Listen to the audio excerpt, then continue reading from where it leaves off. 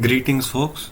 So in this video tutorial we'll be watching how to build a basic model on AXI and try to understand what are the parameters or what are the bus parameters that can affect the data flow. So starting with taking with this is the AXI bus, and very first thing you need to do while building a model in Visual Sim is to bring the digital simulator first. And when you are using an AXI bus, so you always need an architecture setup block, as I told earlier. So we'll be bringing out that as well. So you need to check that the architecture setup name that's specified as architecture 1. So it's the same as in the architecture name in the bus. So yeah, it's same. So and the other thing is the determining the simulation time. So it's set to infinity, but we'll do the simulation for around 2 milliseconds. So it's set to 2 milliseconds, and yeah. So this architecture setup is linked to the bus, and it keeps track of the bus parameters such as the bus occupancy, packet overflows, read and write throughput, etc. And the outputs of the architecture setup can be used to determine all the read and write stats that will be flowing over the bus. So you can just attach a text display on the output of the architecture setup block. You can get it from the results, and just attach the both lower and outputs of the architecture setup to the text display, and it should be good. You can also change the name.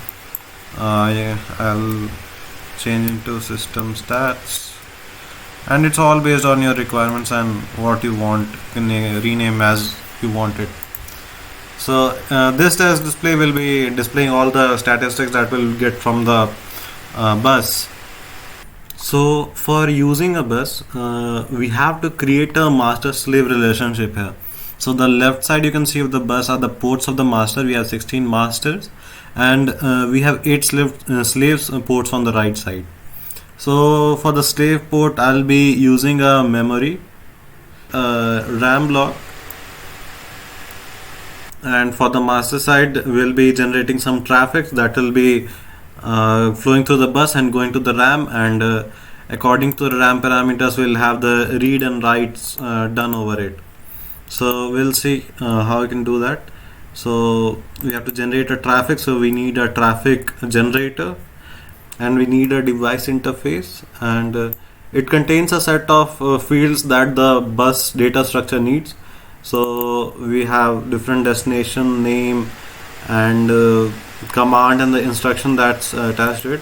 And also I'll be using a expression list to give the input to the device interface. So indirectly give input right here, or you can use an expression list. So it's in behavior, you can use an expression list here. Just connect all of them together. So connect the expression list output to the upper end of the device interface.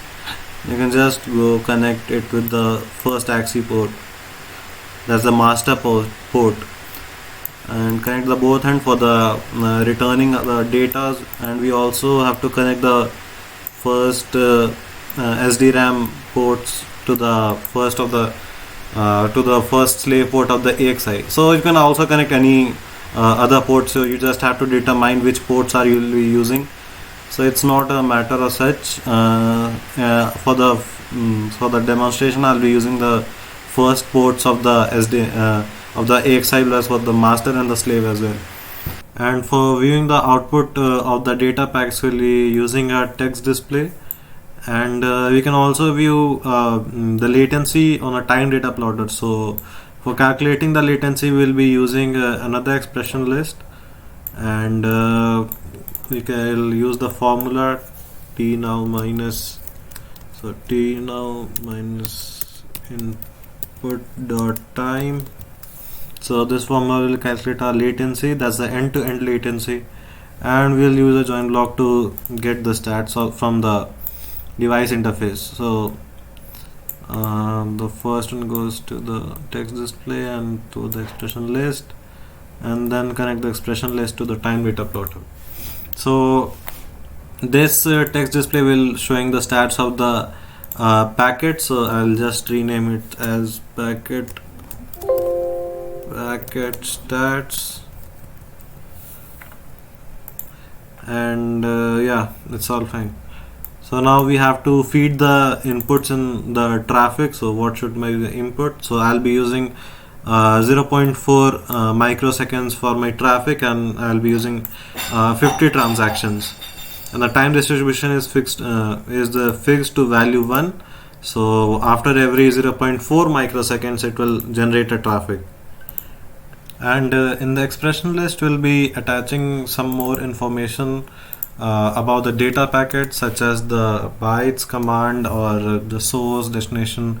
So I'll just start with the input bytes and continue with the required data packet. So you can just see what are the main fields that we'll be using.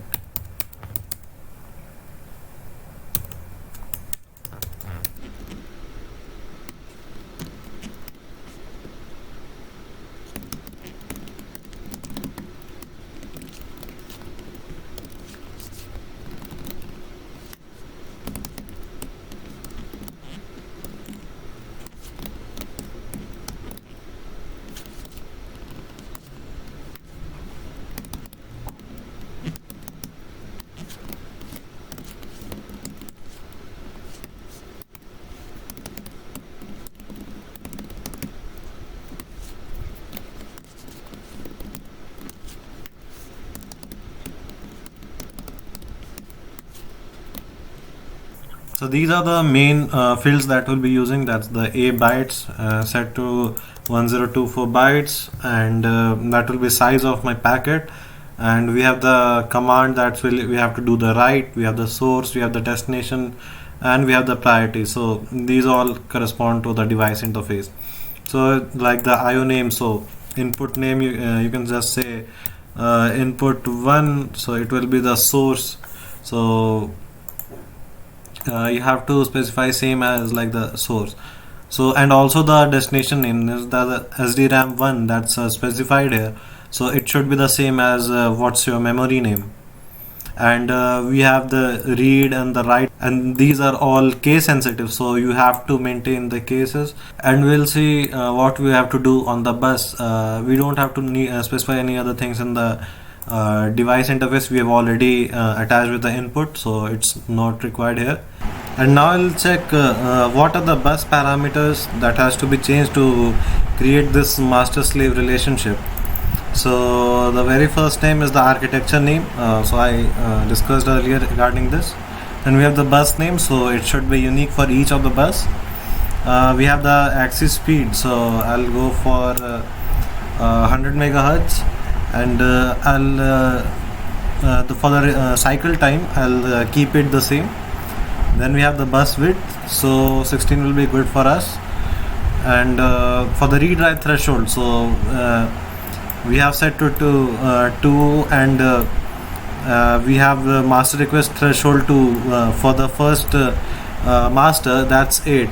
So these relate to the buffer occupancy. So it defines how much packets can be stored in buffer. So like if you have only one master and the write, we are implementing write, and so the total buffer occupancy will be 8 plus 2, 10 packets. But if there are more than one master, then this write threshold will be distributed. And this 8 is for the master 1 only, it's specified. And then we have a number of masters and slaves, so it should be the number of it should be equal to the number of masters that you are using, or it can be greater, but it should not be smaller than the number of masters that you are using. And similarly goes for the slaves. And we'll do the computation based on the transaction, so it's set to true. We'll use the fixed arbitration, so it's set to 1, and we'll leave the slave speed as it is. And most important thing, you have to change the device here. So it will be usually set to device 1, so you have to change the name to the slave that you'll be using. We are using SDRAM 1, so it's set to SDRAM 1. So let me show you. Yeah, so here you can see, so it's SDRAM 1. So you have to change the slave name that you'll be using. So like we have already defined the destination, that's the SDRAM 1. So you can see the destination here is defined as SDRAM 1. So the master will come to the bus and see where's my SDRAM 1. So it finds that okay, in my slave 1 we have the SDRAM 1, so it will go to that site. So that's why you have to specify every unique names for the slave and master. So we have 8 set of devices that can be connected to the slave, and that can be increased too. And for the first one I will set it to false, and for the priority you have to you don't have, you can change it, but you, for now I'll not be changing. You can change the priority to 1 to 3 or 3 to 1. We are using only one master, so there won't be any changes that will be seen. So unless and until you have multiple masters here, this priority won't be of any use. And yeah, for the rest of them you can keep the parameters as it is. And we also have to configure the SDRAM part. I'll keep the memory speed to 1000, and the name we have already defined, so it's okay. So we have the read and write timing, so I'll change to 5 nanoseconds and 3 nanoseconds. So these are the timing of read, means how much time it should take to perform the read and write operations. And next we have the width, so I'll set it to 16 bytes, that will be okay for me. And we also have SDR, SRAM, DDR type memory, so I'll just go with the SDR type, so it will be okay. And the refresh is also true, so that's fine for me. And we'll simulate and see what are the outputs that we generate. So for simulating the model, I'll just press on this run button and we'll get the stats. Upon simulation, as you can see, the latency graph is increasing, and we have the system stats here. So out of the 50 packets we sent, 29 were dropped.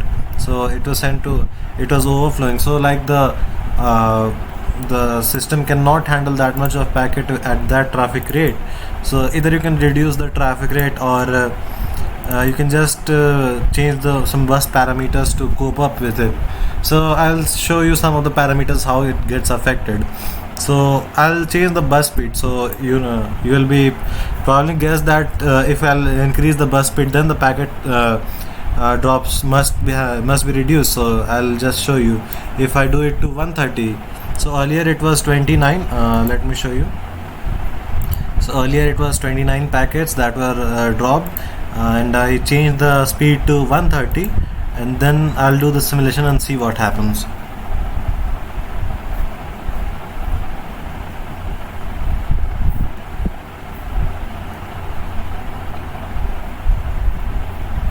As you can see, the packet drops have been reduced from 29 to 11, and also the height of the graph has been reduced. That means the latency has also reduced.